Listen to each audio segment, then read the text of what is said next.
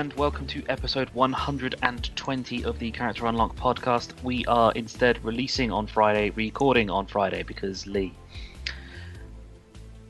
So with me, hosting, obviously, just breeze past that.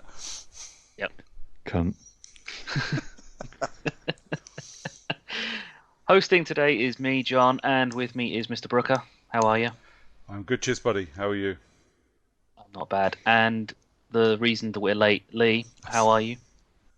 I'm all right. It's going to be a brief one for me by the sounds of it. I'm just going to hang up and fuck off.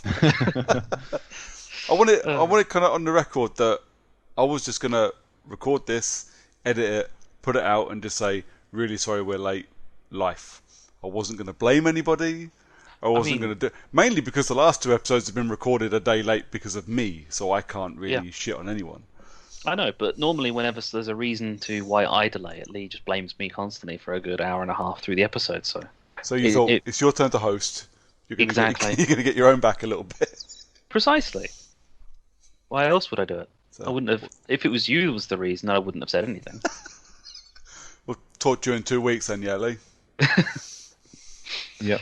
It's out of my system anyway. I'm not going to blame Lee anymore for this. So there we go. Things come up, man. I'm Life aware. gets in the way. Life does indeed get in the way, and All yours the is back in time. Right. So we are having ourselves a nice Friday evening episode. How's your week been? Well, or rather, how's things been since the last time we spoke? All good, man. All good. Also, yes. Yeah, that's what I like to hear, lads. I like to hear things are going nicely. I managed to... I think I possibly talked about this the last time I'd done this as well, which would have been like 5 episodes into the life of Character Unlock. So I managed to saunter out of my office last week on my last day and just disappear. I didn't say goodbye to anybody. I didn't make a big deal. I just fucked off and all but flipped the bird as I walked out the door to start my new job this week. It was fucking glorious.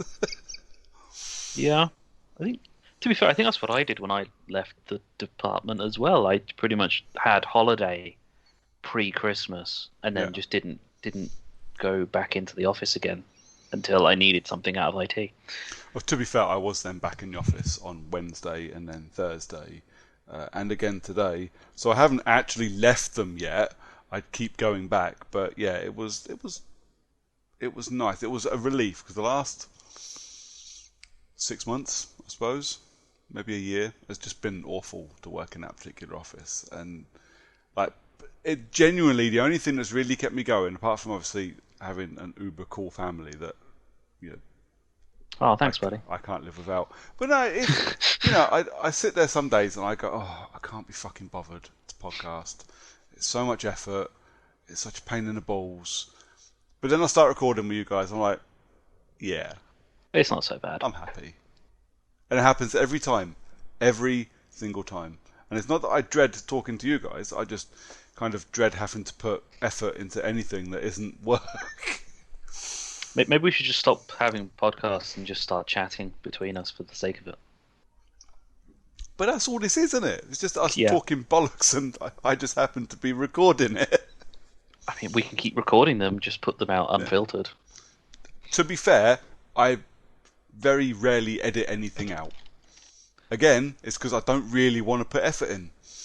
Yeah, it's only generally like Phil's racial slurs. Yeah, Phil, definitely Phil's racial slurs. The fucker. And John's transgender bashing. Fucking wow. That we've kept a secret until now, but Venus has had a go at me at the start of the episode. I mean, it's been kept a good secret because I didn't even know about it. That's the best kind of secret. Jesus. I don't know where to go with that. Everybody else alright? Everybody else doing okay? All good. Pretty happy. Just apparently there are early Prime Day deals on Twitch. Oh, for fuck's sake. Between now and June 22nd. Oh, it's a month away, man. Fucking hell. Yeah. This is like when when the Black Friday deals started going on for like a month in either direction. They're just deals now. And after a little while, now they're you not can even do that. They're lightning just the deals price. on Amazon permanently. This is what a fucking waste of time. I thought, to be fair, the first year and a half of the lightning deals on Black Friday on Amazon were actually pretty good because they were proper, like, shaving the price off and a limited stock. Yeah. Now it's just buy one of our various Amazon branded tablets So now for a tenner off. Now it's any old tat they can find. Buy 143 AAA batteries that will only last 6 minutes each for the wonderfully low price of $9.99 for the next 18 minutes. No, I'm good. Almost never, actually. I can't remember the last time I needed batteries for something. I need them all the time, child. Yeah, that's exactly what I was thinking. But I quite like the Amazon sales. They normally have the odd thing in there that I can use. Although it's a bit late this year. Normally I use it to get Georgie or Arthur a couple of birthday presents. But it's a bit too late for the birthday presents if they're holding it on the 21st. I always found a good deal, but it was the hunting through the tat that used to buy. Oh yeah, there's so much junk. You know, nine different pairs of leggings and a spoon. I'm like, show me something decent, man. Yeah, I quite the Fire Stick that I've got is like early gen Fire Stick, and it's garbage and it's super slow now. Yeah. And I'm thinking I might pick up a Fire Stick when it comes up, because Arthur uses it on his cinema screen. Yeah. So I'd rather have something that actually works. I mean, it took me 40 minutes to get it on and onto a program the other day. Fucking hell. I'm not kidding. With an update and then optimization and then how long it takes to log into everything, it's just fucking ridiculous. So, yeah, I might pick up one of them because they're dirt cheap in the Amazon sale, aren't they? So the Amazon branded stuff there, the Fire Sticks, the tablets. So I think we got Nikita's Fire HD Kids thing in a lightning deal. Good bit of kit there. Yeah, they're great, and you know she fucked up the charging port by trying to jam the cable in, and literally I just phoned up Amazon and went, yeah, it's fucked. They went, yeah, here's a new one. Literally within a day. Yeah, you get like a year or two warranty. Yeah, you get a 2-year warranty on it. I think we got it for Christmas, so I've got, I think I might have until Christmas this year. I think. But by that point, it's going to be time to upgrade it anyway, because, you know, it's getting a bit old for it. But yeah, like their kit, when you want some of their kit, it's great. So we filled our house with Echoes one year with lightning deals. Yeah. It cost me next to nothing. I've got a full-size one in the living room. I've got a show in the kitchen. I've got dots dotted about everywhere. Yeah, and pretty much, I don't think I paid more than half price for any of it. Nice. Yeah. That's what the lightning deals I find are good for. I mean, that is the kind of price you're supposed to spend on the Amazon Echo stuff, because no one should ever spend full price on one of those things. No. Like, they have enough sales throughout the year for their own stock, and it's just, yeah. I genuinely want Amazon to start trolling people though, and start, like put up their one PS5 that they've got in stock for like £445, just to watch the site implode. Like lightning deal, Xbox Series X and PS5s, £10 off, 15 in stock. It'd be great. It'd be absolutely brilliant. Right. Let's crack on, boys, because we've got loads of news to talk about. Yeah, at least we've not played anything, or at least myself and Brooker haven't really. So I've got plenty to say about what I've been playing now. It's all good. Sometimes just one game is enough. Yeah, but I'm too scared to listen to you talk about it. So, okay, let's go straight into some news. Jingle Man, go. No. Okay. Wow. That's the worst jingle ever. Basically, E3's coming up, so all of the companies are releasing stuff before E3 comes out, so that way there's no surprises. Or at least they're releasing all of the stuff that they know that won't interest people when E3 comes around, like the Battlefield release trailer coming on like It's next week, isn't it? Wednesday Yeah. next week. Yeah, people have been getting weird messages from the Battlefield team today as well. DMs, weird DMs. You're gonna have to check that one out. God. I don't want the Battlefield team to slide into my DMs. It's kind of creepy. So we've heard gameplay videos for the new Horizon Zero Dawn sequel. Yeah. I still can't remember what it's called. It's Horizon Forbidden West. Also, yes. Exactly. Zero Dawn 2. Yeah. Lads, it's not a game for me because I've not played the first one, and I also don't own the ability to play the first one or second one. You will do next week. True. Good old PC.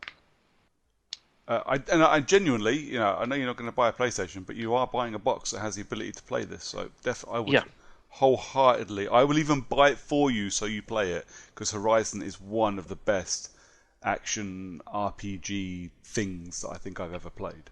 I'm going to hold out on buying any kind of like PC games because I've got several now. I'm going to hold out until whatever the summer sale is before I even consider going to pick stuff up, because you will end up buying me a game for like £50 because I'm pretty sure that's what it's going to be charging on PC for Horizon. You'll gift me that, and then the following week it'll drop down to like 12.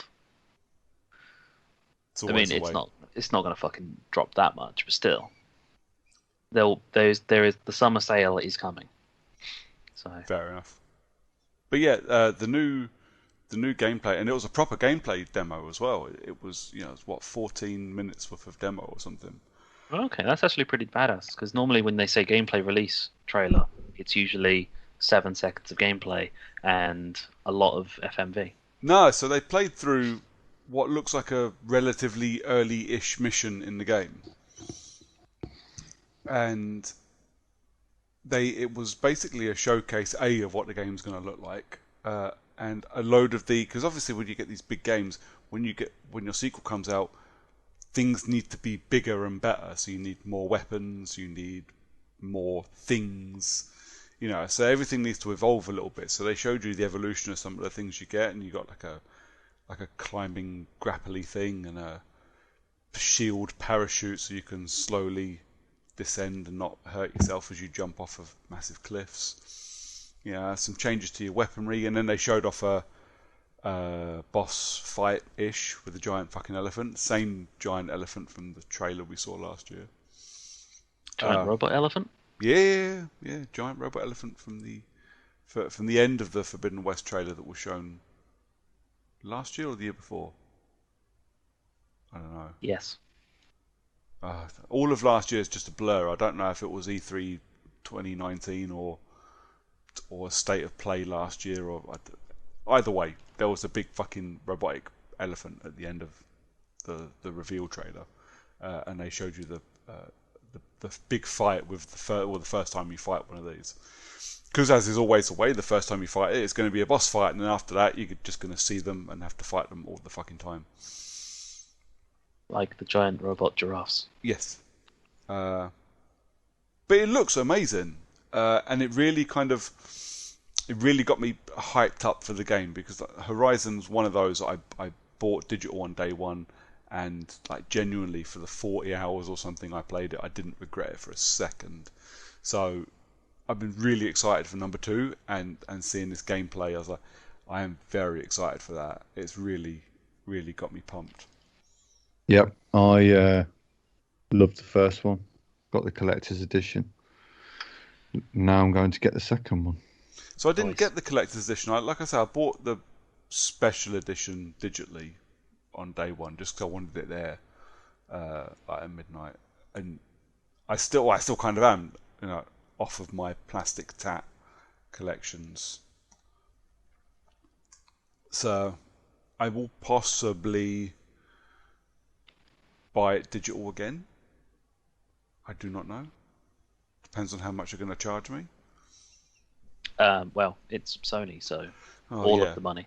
But it's all 70 big ones. yeah, but it's not a PS5 exclusive, is it? So I'm kind of hoping that it keeps the price down a little bit. Uh, Pretty sure it is a PS5 exclusive, at least timed. Nope. It's on Oh, PS4 as well. okay.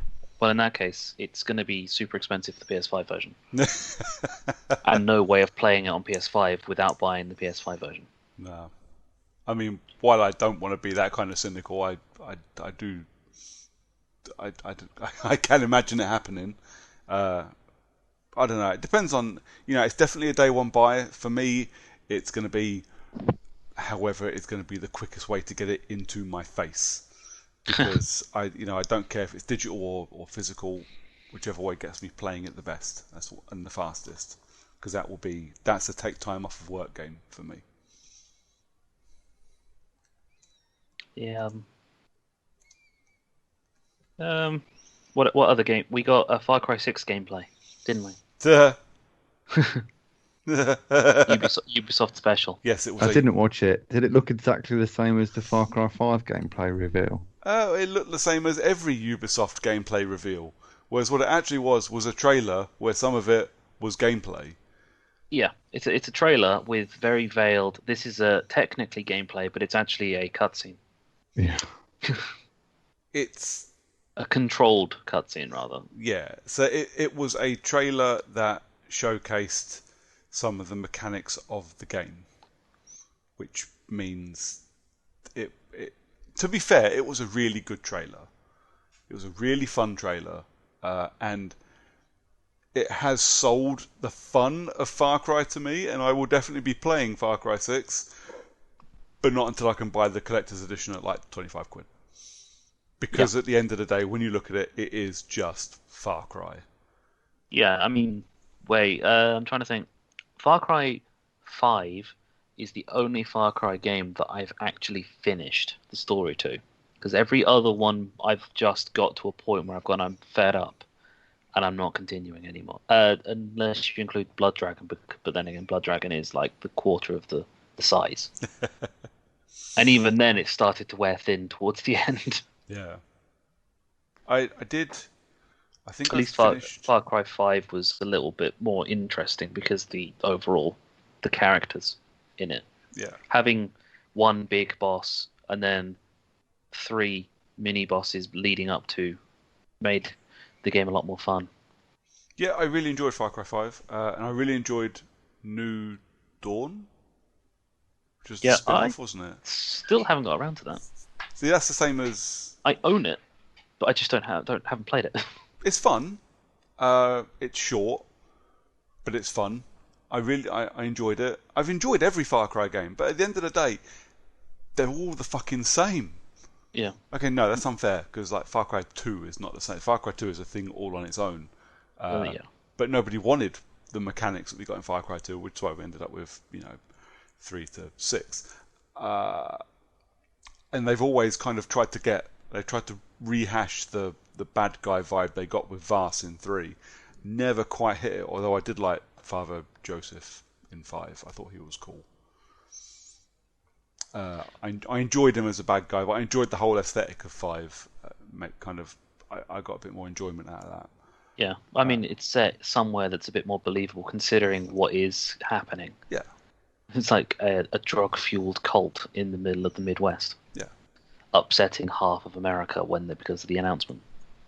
So Far Cry 6 is going to be just more of the same, just with a slightly orangier filter, because it looks like a South American kind of country. So we're going to have it's going to feel like I'm playing in Latin America, which fine by me.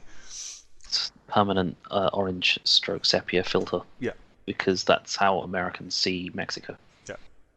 But like I say, looks like fun. We'll play it, but won't buy it day one. Silly season this year, I think, is going to be quite busy. So yeah, probably won't be busy playing Far Cry. I'll be honest. This is going to be the first actual year of new generation. It's always going to be Havoc. Yeah. So yeah. What else do we got? We got another nice one for Brooker when House of Ashes gameplay got put out. Yeah, man. Did you guys watch it? I don't suppose you did. No, I didn't. I did not. I will watch House of Ashes previews when I get around to finishing Little Hope, Fair enough. and it forces me to watch the trailer for it at the end of the game. Fair enough. I mean, there's nothing in the House of Ashes reveal we saw last week that gives away anything from Little Hope. It does look fun though. It looks a little bit different, but obviously these are, again, it's just played Wasn't through it? like Well, one they 10-minute section plus some pre-rendered stuff with whatever it is you have uncovered in a cave. Looks good and scary though, or scary-ish. Looks a bit jumpy. I look forward to playing that with Paddy on day one. and me at some point. And you at some point. That, mate, I'm always happy to play. Always. I mean, I don't own. You don't own it on Xbox. I will. If you own it on Xbox, I will buy it on Xbox so you and me can play it. Because then Yeah. if I buy it on Xbox, Lee has it, and then Lee and me can play it. Has Lee I'm not sure about the truth behind that. Has Lee played Man of Medan? No. Oh, I like Man of Medan. No, that was alright. I enjoyed it. I liked Man of Medan because although it shit me up a couple of times, it was kind of fun. And after watching Paddy and you play Little Hope, I actually quite enjoyed watching Little Hope. So I kind of like the story to it. And going through Little Hope for the first time, watching someone else do it, was a lot better than me trying to play it for the first time. Yeah, it's a bit like when you watch, if you can watch horror gameplay or horror gameplay like on YouTube and that, and then when you actually go to play it, it still makes you jump, but it's less so because you know something's coming. Like watching a horror film for the second time. Yeah, exactly. And it was quite fun to interact with Paddy and Knight, try and give him some advice of things to do because my brain works differently to his. So yeah, throwing advice at him on what to do is quite fun. That's quite. You say that. I watched Paddy play The Suicide of Rachel Foster last night. Literally from start to finish. He done it all in one sitting. He streamed it. I was like, well, I recommended the game to him, so I'll come watch. That was quite fun watching him shit himself while he was playing that. I quite liked watching him play the some of the really old like PS1 horror games that he does. They're quite fun. Yeah, he does like the old school stuff as well. He has a soft spot for it that I don't have anymore. There is the Crisis trilogy is coming back again. So Crisis 1 got remastered back into last year? Yep, and they know that people would actually buy that, whereas Crisis 2 and 3, not many people are interested in because they just weren't the same. Yeah, see, I'm interested So in... I played 2 because I really enjoyed 2. The whole city setting it really worked for me. I really enjoyed it. Number 3 bored me. So I would buy the trilogy remastered so I can play through 1 and 2 and then at some point maybe just go through 3 just to say I finished it once because I never did finish it. I don't even remember playing 3. I remember buying it, being well excited, going, "Oh, Crisis with a bow," and turns out Crisis with I do remember 3. Yeah. It was boring. Turns out Crisis with a bow is pretty shit. So Yep. so I never finished it. I mean, that's what Crisis 1 was and is occasionally still considered the benchmark for PCs. Like, yeah, I mean things have definitely moved on since then, but can it run Crisis is still a thing. it's still the thing. But then it was 4 years later that they made Crisis 2, which is probably relatively. They probably weren't planning on releasing it, and then they decided, and then Crisis 2 happened, and then not much later Crisis 3 happened. I'm not sure the order, so I don't know if we got Crisis 2 and then Crisis Remastered, or if we got Crisis Remastered and then Crisis 2. I don't remember. Crisis Remastered was like last year. No, it got remastered on PS3 as well. Because I platinumed it. I remember buying it going, I fucking love this game. I will platinum this motherfucker. So obviously this is back in my trophy hunting days. And I remember going, this motherfucker's going to be a great platinum. And actually it was surprisingly easy and a little bit boring. Oh, you mean just the Crisis console versions? Yeah. Yeah, it was literally like the same year. Okay. Using the strength of one to sell the other. Makes sense. I Pretty much. thought they were all pretty dull. I don't really remember much about any of them. So my history with Crisis, I had it on PC and I loved it, mainly because I had managed to build a PC that could play Crisis, because this was back in the day. Crisis was the thing to make it run, because it was so system intensive. A lot of people forget, like, the first Far Cry was exactly the same. The first Far Cry was so brutal on systems. Yeah. But actually, Crisis kind of came into its own for me with the follow-on. So not Crisis 2, but it was called Crisis Warhead on PC, where you played as Jason Statham. I've forgotten his name, but the dude was basically Jason Statham in a nano suit. And it was really cool. And actually, at the same time, so that was it was almost like an expansion. It was only like 3 or 4 hours to finish it, but it also came with, I don't remember what they called it, but it had its own separately built multiplayer thing, and the multiplayer was phenomenal. Like, I lost hundreds of hours into Crisis multiplayer on the PC. It was fucking great, and it just kind of it found a bit of a soft spot with me then after that happened. I really enjoyed number 2 again, because it lifted Crisis out of the jungle and plonked it into a city setting and made it semi-open, not quite open world, but open path, I suppose. You could take whichever route you wanted to get where you needed to go. You didn't necessarily need to go straight combat through monsters everywhere. You could sneak around the side from them if you really wanted to. I mean, it would take you 4 times as long, but you could get to the end of most levels and miss all the combat if you really felt the need. Yeah.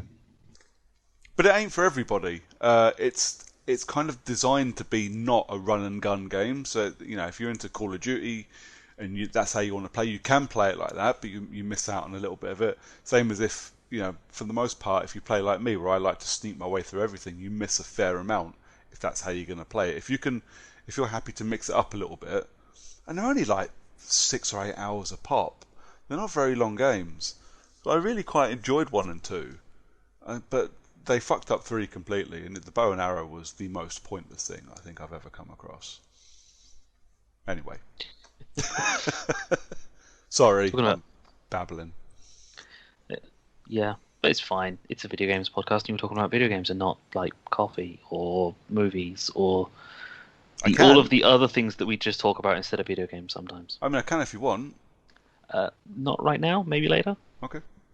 And another good one for you, Brooks. To be fair, considering I've played the first and did enjoy playing it, Dying Light 2 trailer and its release date.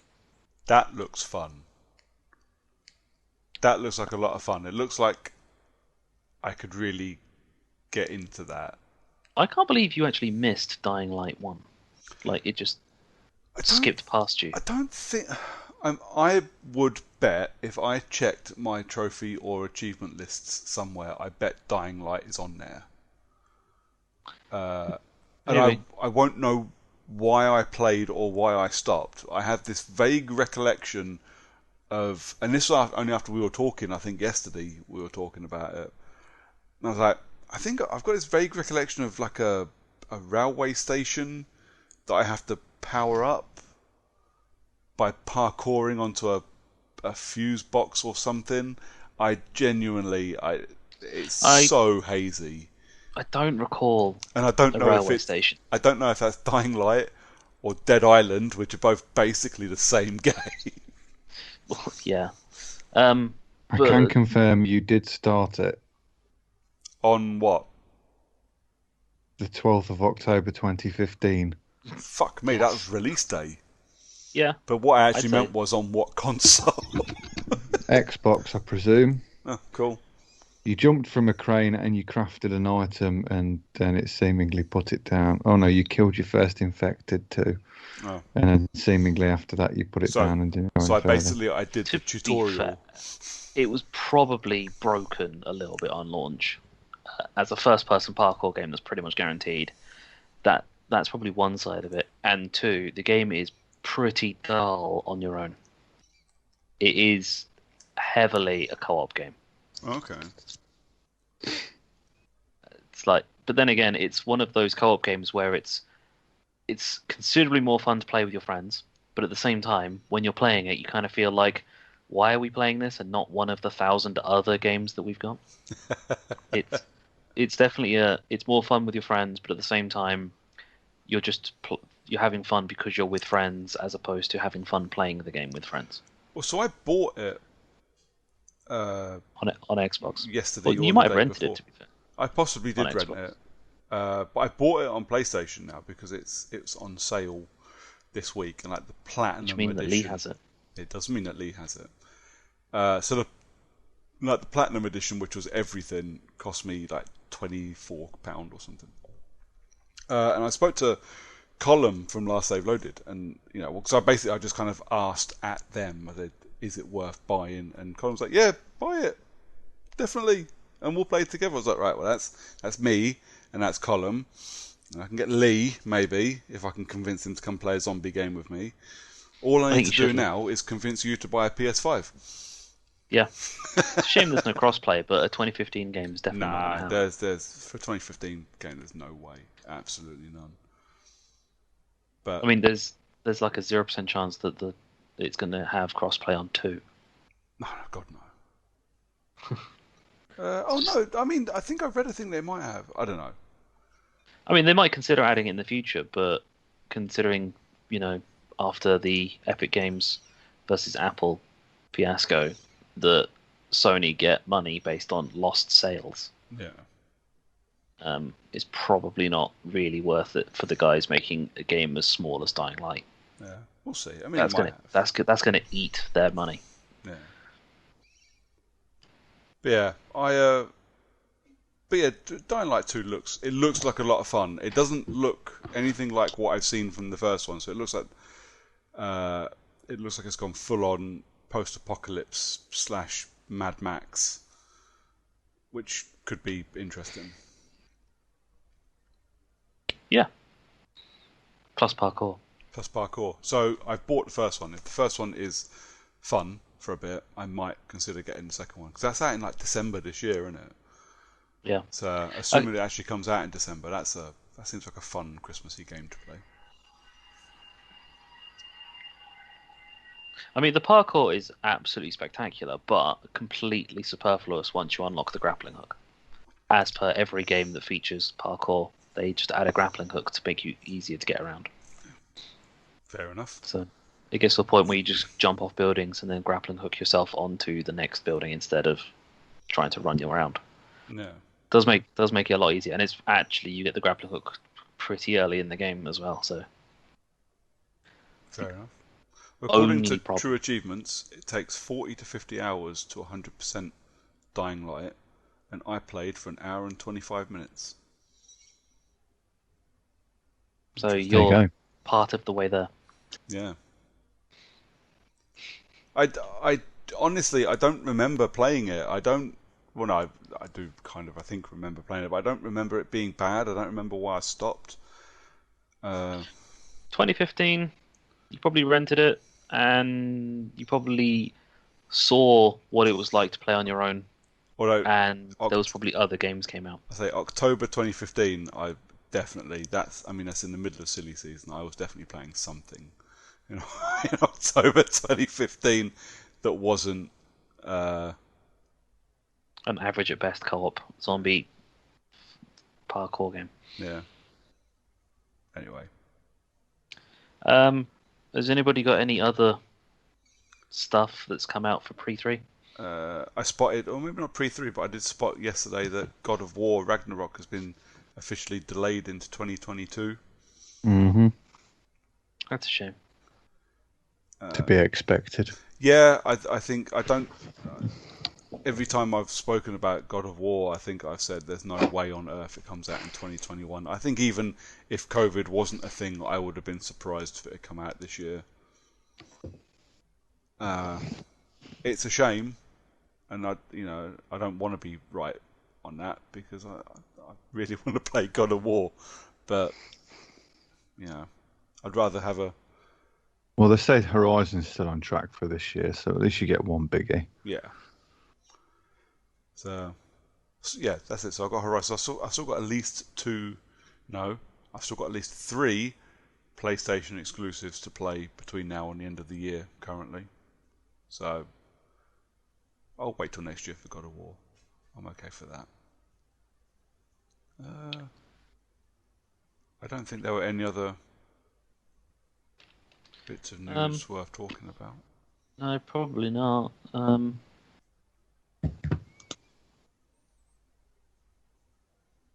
More bullshit from CD Projekt Red. Really? I've not seen it.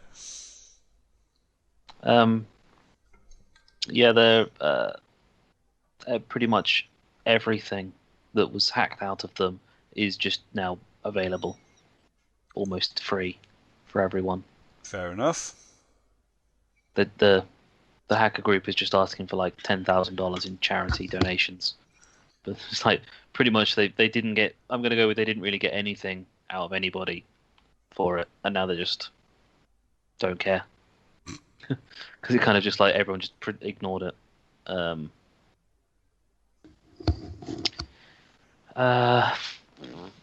Don't think there's really anything else. For the Mass Effect Legendary Edition, modders have decided to add in all of the old stuff that isn't available on PC. Yeah, where people just mod everything anyway. Pretty much.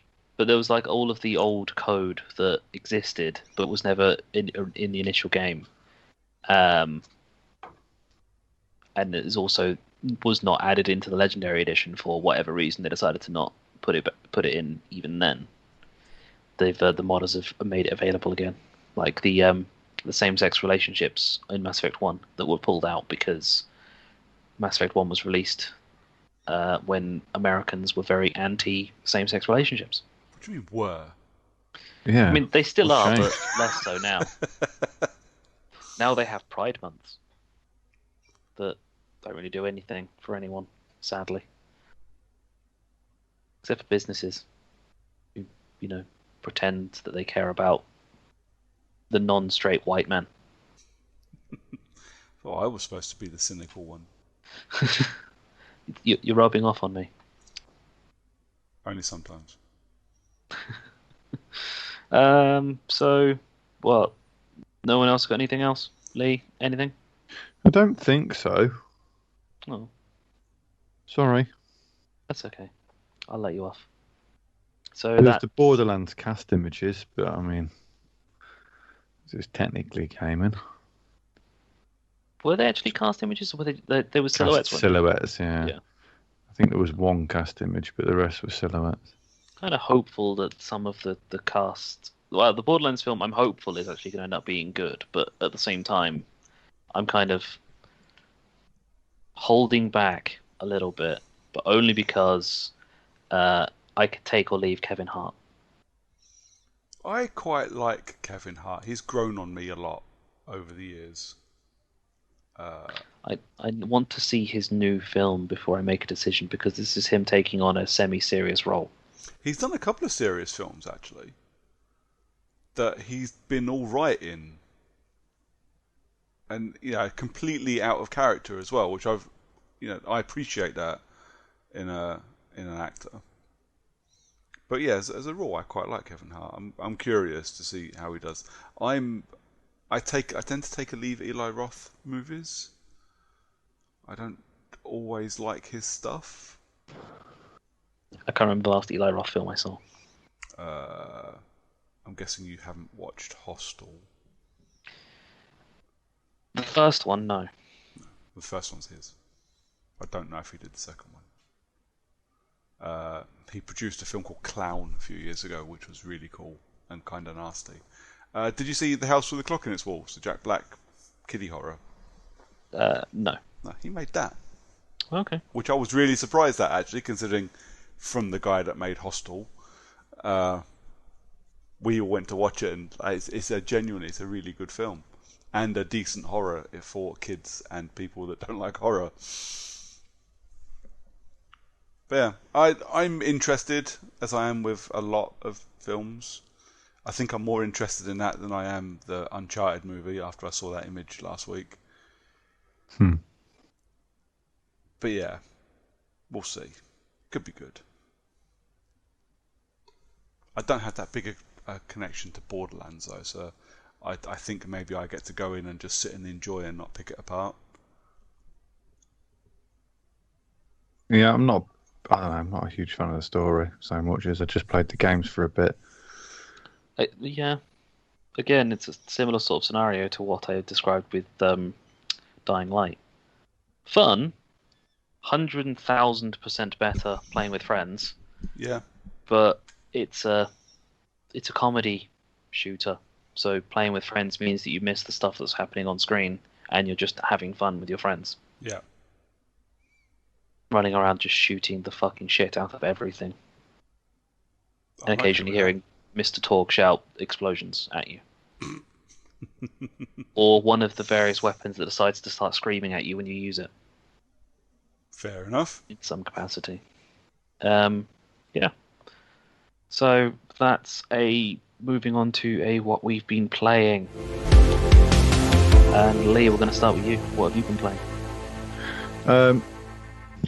I played Mass Effect 2. I don't need to talk about it too much. It's just more Mass Effect. It's more of the same universe. They've done a stellar job with it again, though. It did look great. I think that's the thing to talk about, though, isn't it? How was the remaster of it? Yeah, really good. There's a few bugs and glitches and things that I don't remember happening from the first, and a few achievements not unlocking, which is always a bit of a pain in the arse when you're in such a long game. Yes, 100% and the achievements in particular are ones that you have to do across all games.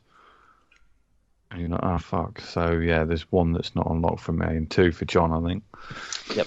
Oof. Although I can cheese one of them, but one of the other one I can't, and I kind of need to hope that either A, they patch it, or B, one of the rumors, one of the things that someone said when I went looking to see if there was a fix, said that it did just pop the Insanity 2 in 3 achievements when they completed Mass Effect 3. But I think you can cheese the Insanity achievements by saving before the final mission and then just running the final mission a second time. Which is fucking annoying. Yeah. So I need to cheese the Paramore stuff, but the Paramore one's not so much of an issue because I do plan another playthrough anyway. So that'll be unlocked on its own versus doing Insanity. I don't want to do another fucking 22+ hour playthrough just to get one achievement. I'll say, don't lie to me. I know if you had the opportunity to play Mass Effect for another 22 hours, you'd go, shit, yeah, son. There's a difference between playing through again and playing through again on Insanity. True. It's just not... Insanity is not a lot of fun. It's not. Especially not on 3. To be fair, I thought 1 was going to be worse than it was, but they have definitely dumbed that down. That game was a lot easier than I remember. But yeah, I'm not looking forward to 3. Yeah, well, that's because of the new leveling system that they put in. Yeah. Although, to be fair, I wasn't enjoying playing 2 on Insanity to start with until I started getting to the higher levels and I had more unlocks and things. So I'm going to probably say the same with 3. It'll be shit to start with. Anyway, continue. Rather than interrupting. No, that's fine. I mean, talking about that game, I mean, there's not much else to talk about. You've talked about it on 119 out of 120 episodes so far. So, I mean, there's nothing else for me to add. It's Mass Effect. I still do like the extended universe. I still love the books. It's a real shame that I can't pick up the audiobooks because I wouldn't mind listening to the audiobooks for the first 3 novels that they released. The 2 by Drew Karpyshyn or whatever is Karpyshyn, and then the 3rd one by somebody other guy that was a bit crap. But the audiobook's only an American release only, so you can't get over it. It sucks. That does suck. What are they called? They did. There is Revelation, Ascension, and Retribution. Yep. I'm pretty sure that's right. But they released 3 with Andromeda, but I've not read or listened to any of those because I wasn't really convinced with Andromeda, if I'm honest. And supposedly all the stuff that happened in the books never had made any effect on the game itself, so kind of seems pointless. Whereas, like when you're doing the books, 2 and 3 in particular, because obviously the books came out after 1 was released, but 2 and 3 in particular, they have a lot of nods and a lot of conversations based on things that have happened in the books. So I really like that. And the same with the comics as well. I've got all of the comic sets. I have all of the comics in one big bumper book that I bought last year. And I remember that. I've got them all individually, and I've got them in the double set of books, and then they released a full big one, didn't they? The full big one. So far, all I've discovered is that it's really fucking hard to read because it's all of the comics in one huge fucking book. Massive wedge. It's a lot easier when I bought them singularly. Every turn of the page is trying to avoid dropping it on the floor and it breaking the floor. Yeah, I've not read them again in the hardback versions. I've only ever read the comic, the paperback. So I mean, that's where we are. I've started on 3. I've been doing 3 up to today. I've just finished Grissom Academy and saved all the boys and girls there. You are a lot further ahead than I am, but I went to Grissom as soon as you get it. As soon as Katie found the transmission, I went. I've not even started Mass Effect 3. I've only just finished Lair of the Shadow Broker and just started Overlord. Yeah, but you're on Insanity, and it's a cakewalk on. I didn't realise straight away when I jumped into 3 that it put me on narrative rather than casual. And narrative's just literally everything's just one bullet. Yeah, I'm surprised they didn't add the narrative difficulty for the other 2. Well, I've moved it up anyway because I don't want it to be a challenge, but I want to be able to actually do biotic explosions and things like that. Yeah, which you can't do if you just literally can chuck out a throw biotic every sort of 2 seconds. So I can literally just defeat entire waves just by throwing throw out over and over. I don't even need to fire a bullet. It's mad. Yeah, it did take on me a little bit. The final mission in Mass Effect 2 and the Collector base, the final fight before you come across the giant Reaper lava, where it's just like loads of collectors standing on precarious platforms that you can quite easily take their barrier off and then just use throw and push them off the side. Yeah. It's like playing on the hardest difficulty and all of the enemies are super easy to beat just because you can cheese them off of the map. That was my favourite thing about the Shadow Broker DLC, because whenever you fired anyone up into the air, they got struck by lightning. Oh yeah. Just keep using Liara's singularity and just laughing as they... I didn't even need to. Basically, if you just aim at someone's feet when you're using throw, the curve that it goes down towards the feet and then comes back up and hits them, it's enough to just launch them up into the air every time. And then they all just get struck by lightning. Or you shoot the lightning rods. Yeah, that's fun too. Although if you shoot the lightning rods on Insanity, it absolutely fucking ruins your shields and a lot of your health. Well, don't do it while you're standing next to them, then, kid. Yeah, smart. And honestly, the only other game I've played, because obviously Mass Effect are like world-ending sized RPGs with lots of talking, and I'm an adult with surprisingly little time, was Biomutant. Now, I picked it up at a reasonable, I think it was 30 quid or 35 quid. I picked it at pre-order. And I thought, you know what, for that price, why not? It looked like it might be kind of fun. It's like kung fu, ninja, stealth, gun, crazy RPG shit. Well, fuck knows what was going on. I didn't even really pay too much attention to the videos after I'd pre-ordered it. I just thought, get it, because fucking why not? I played that, and it just reminds me of Fable a lot, because it's got a really loud narrator talking while you're doing anything. Does Although Fable also have a ninja skunk with a sword? no, but it's kind of got the same view and the same look. Fable 2 has a dog. Yeah, I mean, obviously the powers and the combos and stuff are all a bit different. I know that they are patching it, so I've actually put that down for the time being because I felt it felt sloppy. So it's nothing like Fable because they're patching it. Yeah, that's where that and Fable differs. I know that they are patching it, and I think I might leave it for 2 or 3 patches. Just to see how it goes, because at the minute I think it's just a bit too rough around the edges for me. The one thing with the combat, and I've seen some amazing videos of what people can do in the combat later on in the game, and their ability to switch between different styles and all that stuff, and the kung fu looks wicked. But for me, at the minute, once you start a combo, you can't stop it. You can't like stop mid-move and you combo, and that annoys me because the enemies don't have a flinch mechanic. So they can just, while you're in the middle of a combo on an enemy, they can just start attacking you. Oof. Which is just fucking utterly bizarre to me. Do you have a flinch mechanic? Not, I don't, I'm not, I can't even remember. But the one thing I do know is that you can't, yeah, you can't dodge. You can't dodge mid-combo. If they implemented a dodge mid-combo, then that negates the enemy's flinch issue, because essentially as soon as they start attacking, you can dodge out. The issue is that you're in a combo, and then they can just hit you, and you can't dodge it because you're in the middle of a combo. And that's the catch for me, and that's what I wasn't enjoying, because it means that I have to kind of pick my time and make sure I juggle everything, because then that ruins.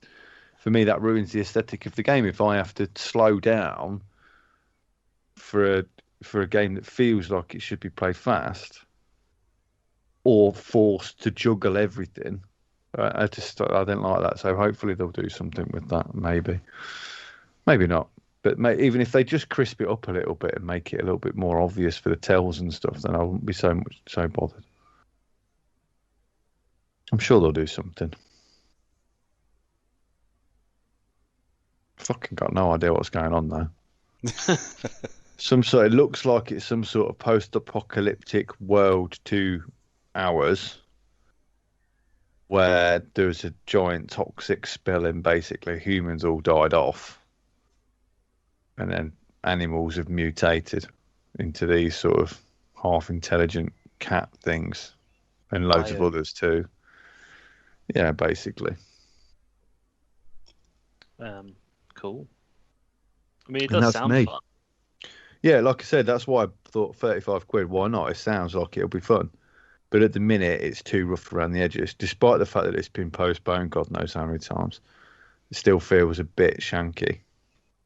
So I'll give it a bit of time. I'll give it till the end of Mass Effect 3. That should be plenty of time. Cool. Seems fair. I mean, I've got thousands of things on. Mass Effect, I really shouldn't have bothered picking up. So 120 hours of game that I've played before. But, it's just one of those. It's one of my favourites, like John's. So yeah, I couldn't resist. It's one of those I would like to give another shot, because I remember playing 1 and enjoying it. But I looked at it and went, even if I bought it with the sole intention of doing nothing but playing Mass Effect, I wouldn't fucking play it until this time next year. I'll wait for it to hit EA Play. It'll be there eventually. Oh, of course. Of course. Yeah. Are you all done there, Mr. Lee? I've played a lot of Skylanders. I can imagine. He's finished the game now, but he's got to the point where he's trying to 100% every level, but he keeps playing every level and then not getting any more on his percentage, because there's one item he needs. Keeps playing the same thing over and over and not actually going for the thing he needs to get to up the percentage. Yeah. So most of the stuff, when I've gone through with him on the levels where he's got like 98 or 99%, there's like one item, and it's pretty well hidden normally. So yeah, I've been playing that a lot. But other than that, no, I've not got anything, gents. I don't think. Nice. Quiet. That's good. Mr. Brooker, time for you to scare us. I'm not going to scare you. But I mean, I have. So we'll be the judge of that. I have been because I'm the same. I've got a little time, and I've not really had the time or the motivation to play anything. And obviously, after Returnal pissed me off, eventually I kind of shelved it and went, right, I'm going to start Village because I was super excited for Village. Obviously, this is Resident Evil 8 or Resident Evil Village. It doesn't actually say Resident Evil 8 anywhere in the game.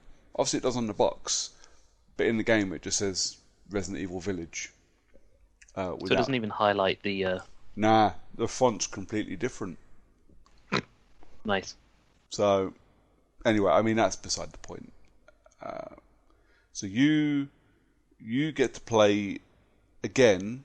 So this follows on directly from Resident Evil 7. Now, I know you guys haven't played Resident Evil 7. What? Played it all the way through? We've played it.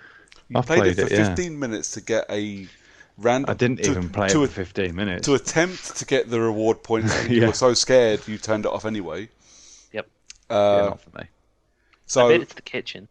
So obviously with Resident Evil 7, everything kind of changed and it went into this first-person mode and it turned into a first-person survival horror, where you played a guy called Ethan, who went through this awful, horrible Texas Chainsaw shit in 7 to try and get his Mrs. Mia back from wherever she ended up.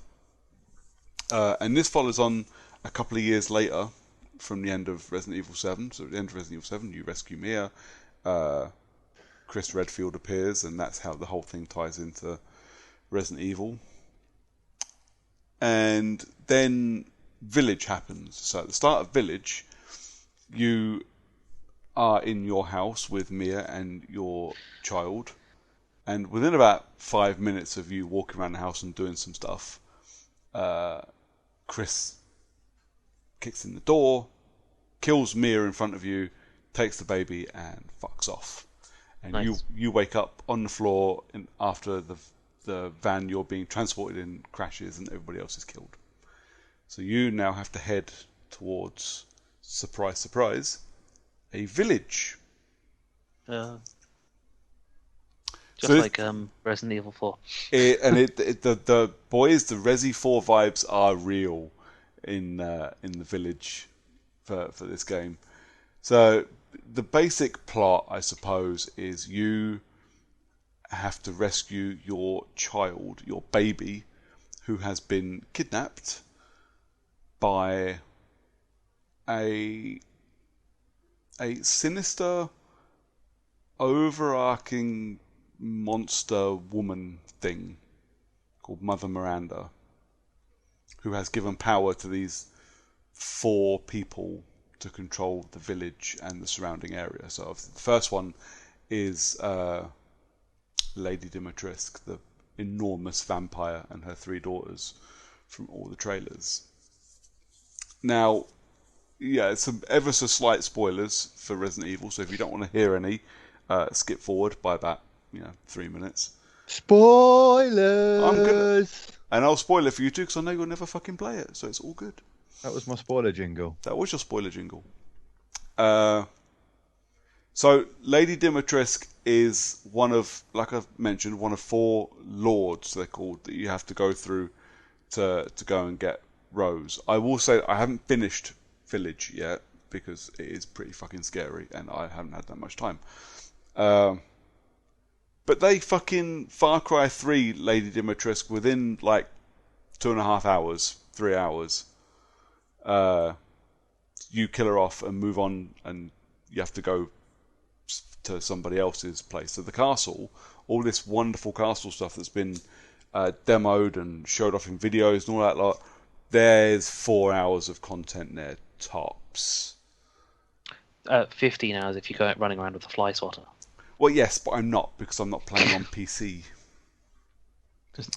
But the game itself actually is really good. It does a really good job of upping the tension to the point where you're just lads. I've chewed through all my nails. You know, I'm on the edge of my seat the entire time I'm playing. Dimitrescu's got this Mr. X thing about her, and what I mean by that is in Resi 2, Mr. X, when you first meet him, or after you first meet him, he just follows you around. He just appears through walls and comes chasing after you. Dimitrescu's got this very similar thing where after you're in the castle for a little bit, you come across her and she throws you literally through the floor. And after that point, she's just stalking the halls of the castle.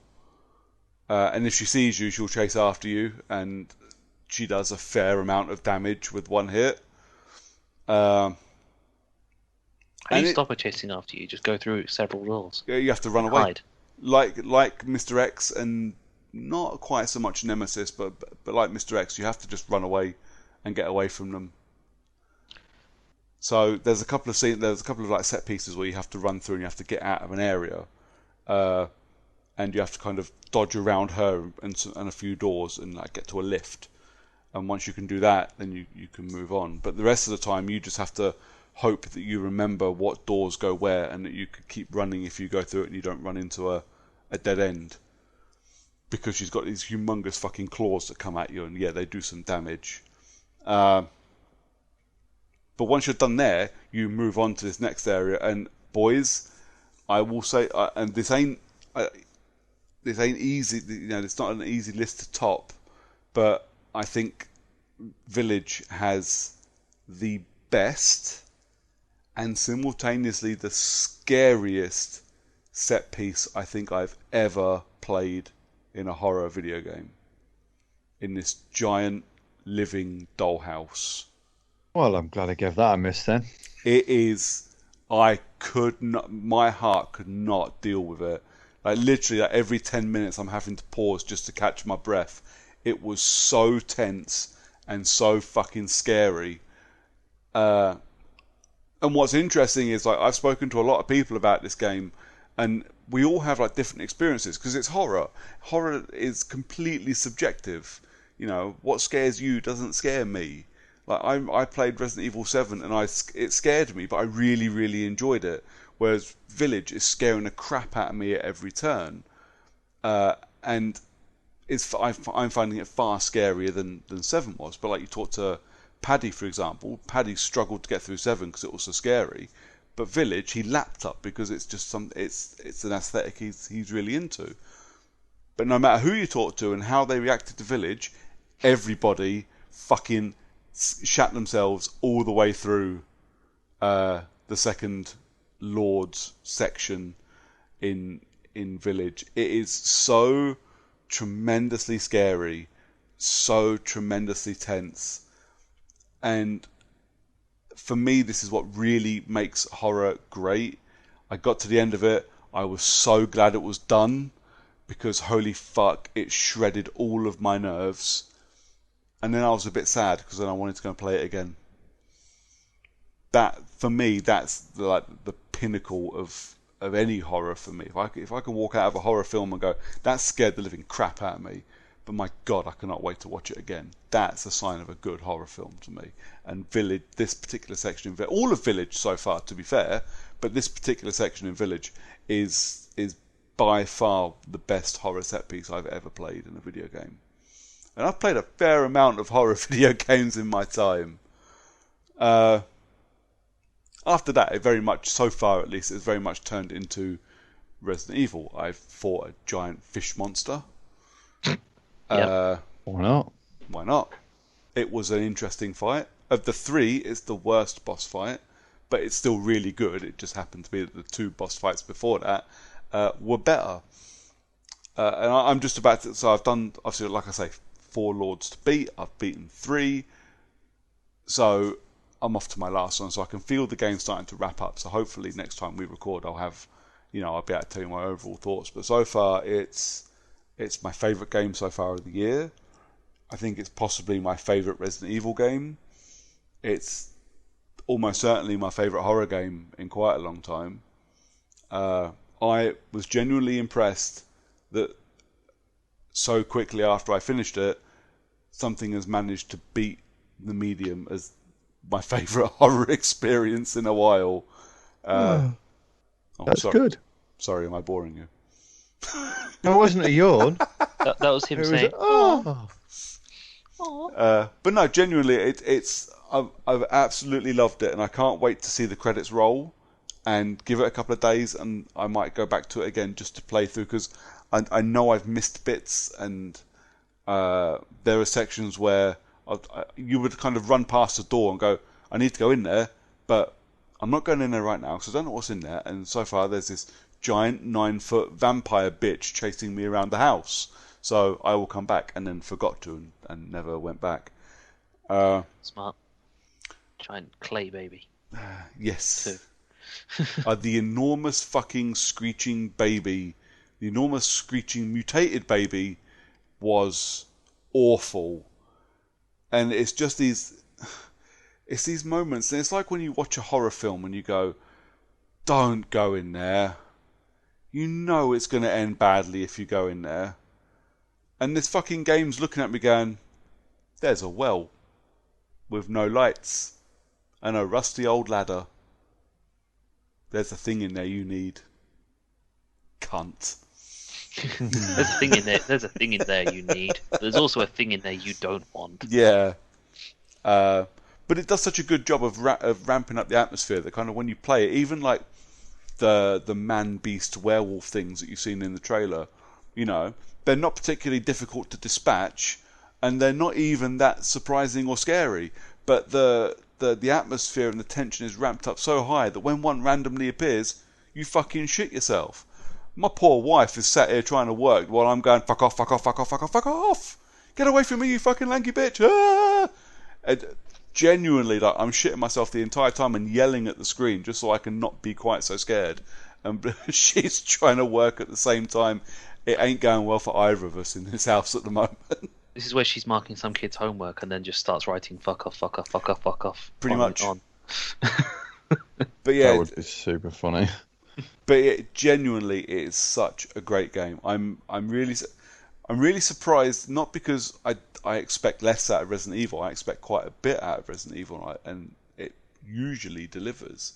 But it blew all of my expectations away so far. Obviously, you know, it could all go horribly wrong when it does the typical Resident Evil tonal shift for the last third, and I end up in a goddamn factory or a boat somewhere that's got nothing to do with the cool aesthetic from the first half of the game. You end up on a jet ski. Yes. Chasing Chris Redfield while on a jet ski. Yeah. And you've gotten it. I'm looking forward to at least some form of reveal at the end, though, because some shit has happened to this character, man. Like, some real shit has happened to this character. I mean, the dude had his hand cut off in Resident Evil 7, and it's okay at the moment. It's also been cut off so far at least once in Resident Evil 8, and he just put it back. So, I need to know what the fuck is going on with this dude. You are the Resident Evil. Yeah. And it's not your baby. You're trying to. It's reverse horror. You are the. I do very much expect this massive info dump in like the last 3 hours of the game, where, you know, Chris Redfield and Umbrella and T-viruses and things are all explained. I'd expect the quality to dip a little bit in the last bit of the game, but so far at least it's easily my favourite game of the year. It's so fucking good. But yeah, that's the only game I've played, apart from, you know, my elusive target on Hitman this afternoon, which was relatively easy because it was a recycled one from Paris that I've done before. Nice. This is where the M. Night Shyamalan plot twist is that you are Albert Wesker's son. Yeah. I mean, and perhaps. Chris Redfield is trying to steal. It just stole his baby back, not yours. Maybe. But yeah, it's so good. It's so good and so scary, and Yeah, I've still got a couple of big games I'm looking forward to this year. Obviously, like Horizon is still on the cards. Deathloop in September, but all of these games are going to have to work super hard to beat Resi 8 out as my favourite game of the year so far. Awesome. That's it. That's all I've played, boys. I'm done. I distinctly remember promising that that I'd play Resident Evils 5 and 6 with you because they're co-op. Mm-hmm. I remember. You just need to give me a heads up when you actually finally get around to doing them. Well, I will. I don't think I own them on anything. They always hit sales of some description. So the next time the Resident Evil games go on sale, because they usually drop down to like a $5 each.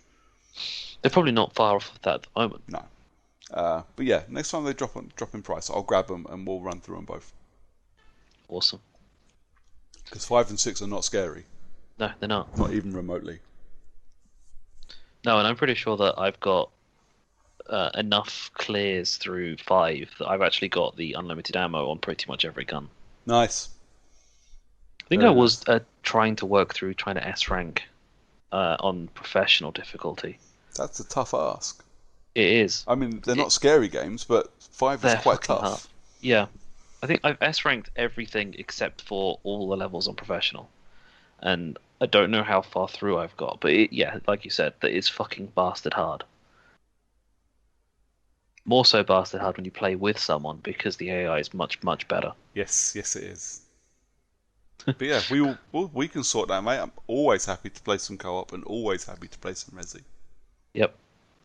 So I guess that just leaves me to go over what I've been playing. I'll let you guys guess what I've been playing. Football Manager. Yep, that's one of them. Mass Effect. Yep, that's 2. Resident Evil Village. Sure. There's literally 2 other games that I've played in the last 2 weeks. Snow Runner. No, I've not played that in the last 2 weeks. Oh, okay. Not since I wanted to, but I kind of didn't have a chance to. Could have played it some today, but didn't. Should I put you out of your misery? Yeah, go on then. Destiny 2, obviously. Oh, okay, yeah. Because Vault of Glass raid went out, so I played some of that. I still haven't finished the Vault of Glass. In the 3 attempts that I've had going into it, the people I've been playing with, it's gotten so late that we just not got around to finishing. That's a shame. Because we've always gotten to like the very end, and it's after enough wipes, it just gets to I can't be asked anymore, and it's getting late, and I want to go to bed. Yeah. And then I went away at the weekend, and the other game I played is Warzone. Oh, okay, yeah. I forget that you play Warzone. Just because it's half fun playing Plunder rather than standard Warzone. Because standard Warzone Battle Royale, the objective is to be the sole survivor at the end, obviously. Plunder, the objective is to have the most money. Okay. So you just do quests, objectives, open up caches, kill people to steal their cash. First team to reach 1 million starts overtime mode, which is literally just like the last 3 minutes of the game. Yeah. And the objective is to get more and have the most money. But you have to bank your cash every so often because whoever's the top earner or the person with the most cash on hand gets their low icon marked up on the map so that more people come and try and get to you. It's not the top earner. The top 3 get highlighted. And they get given a radar on the map. So you need to people will hunt them down to try and get the cash off of them. So you get cash balloons that can take 150k. Yeah. Or you can drop all of your money into a helicopter collection point, like Dark Zone from Division. Yeah. So you just call in a helicopter and load your cash up. But once you hit 1 million between you, because at the moment it's Plunder Trios, if you hit 1 million, then all of your cash gets instantly banked for you. Okay. So it's kind of like do you drop 150k into a balloon? Do you kind of find a helicopter point and risk people coming in because the helicopters get highlighted? See, do you risk that someone's going to come and try and take your money, or do you just kind of you look at the amount of cash you're carrying between the three of you and you go, you know what, we might as well get the next 50k or so Yeah. and just have it auto bank while being hunted. Yeah, so it's quite good. I won a game of Plunder last night in literally the last second, where some dude dropped down next to me and the guys that I was playing with, and we killed him. We were in second place. I ran over, picked his cash up, and we went into first place as the timer ended. Wow. So yeah, it was that was a really good game. We didn't even realize we were close to the win when it happened. I'm sorry, Brookie, you'll probably agree with me. I find that completely far-fetched, John. Okay. Let's just pick out the holes in that story. So, you said you were standing with your teammates. So, Brooker and I will both know that that's utter horse shit. There was no way you were standing with your teammates. You'd have been 3/4 away off the map on your own while your teammates were all stood together. No, because Outstanding. there is no benefit to being on your own. Unlike playing every other game where being away from you is a benefit. Okay. Well, I will give you the benefit of the doubt then. So, yeah. Any more holes that you want to try and pick? No, one was enough. That's enough to tickle me for the evening. Sure, there's more there if I went to look. Okay. As long as you're happy only picking one of my holes, it's fine. One's all you need. But yeah, so the other thing with Plunder is that it's pretty good for leveling up weapons and getting unlocks, because you get XP for completing objectives as opposed to just getting XP for kills, which is standard, shooter logic. Yeah. So pretty cool. Just run around, do objectives, rank up your guns, so that way you get all of the unlocks and things, in order to play with the better weapons in the game mode. And it, works across into Modern Warfare and Black Ops Cold War. Not that I play the multiplayer on Black Ops Cold War or Modern Warfare anymore, because I don't think I've even got them installed, just Warzone now. So yeah, had fun playing Warzone for a couple of nights. And that's me done, actually. Cool. So, any further statements from you guys? My mum is my dad, and she has a beard. Smart. Lee, anything? I genuinely, I like to use a coaster wherever I'm putting my drink, but sometimes I forget. Smart. You don't want to leave water rings on your coffee table. Do you end up with that really infuriating moment where you lift up your coffee or your can of beer or whatever, and you've left a water ring right next to a coaster? Yeah, my favourite is when you pick up something that you've had on a coaster, and you walk off into the room, and you've got a tile floor or something. Then you're in the dark, and then the coaster falls off the bottom of your drink and scares the shit out of you in the middle of the black corridor. Yeah, that's always fun. But that's really my only statement for today. Yep, smart. Yeah, I twice this week. So I've been going through. I've been going through like a backlog of a podcast that I listen to. But unfortunately, it's one of those arsehole podcasts that fill their shit with ads, which really annoys me. We don't. No. Oh. We never put ads in our podcast. How are we going to make any money? I don't know. I mean, if there's a way to make money out of this podcast, that'd be great, but I don't think we ever will. Anyway, so I twice this week, the next episode has started, and I've had it on quite loud because I've been out with the dog and it's been windy or whatever. And the ad has kicked in, and the ad has been like a holiday thing. It's like a crashing ocean and birds and wind. And genuinely, I thought something was coming out of the trees at me. Twice that's happened. And I've shat myself in Is the the middle of the advert park. 3 times the volume of the standard podcast? Yes, it is, because apparently this is like ITV1 where people go away from the room when the adverts are on, so the entire fucking household needs to be able to hear it. Boys, I crapped myself twice at that. It was horrible. Good to know that podcasts are scarier than Resident Evil Village. Oh, I didn't say No. that. It's like real life Resident Evil Village. It is. It's terrifying. And the worst part was the second time it happened, I went, it's the same fucking advert that did it the first time. Fuck's sake, Brooker. Classic. So I guess that leaves us with Brooker. Where can people find you? Other than walking your dog, getting scared by trees. Yep. You can find me on Twitter.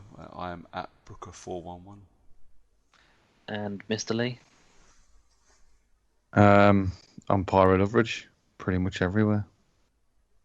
Excellent. I am the John_CU on Twitter and on Xbox Live. I'm Long Dong Silver. If you don't like us as the individuals that we are, the collective unit of character unlock is available to you on Twitter, Facebook, and through your podcast channel of choice, such as the one you are listening to us on right now. And that leaves us with just you guys saying goodbye to everyone. So, say goodbye. Goodbye. Bye-bye. Goodbye, everyone.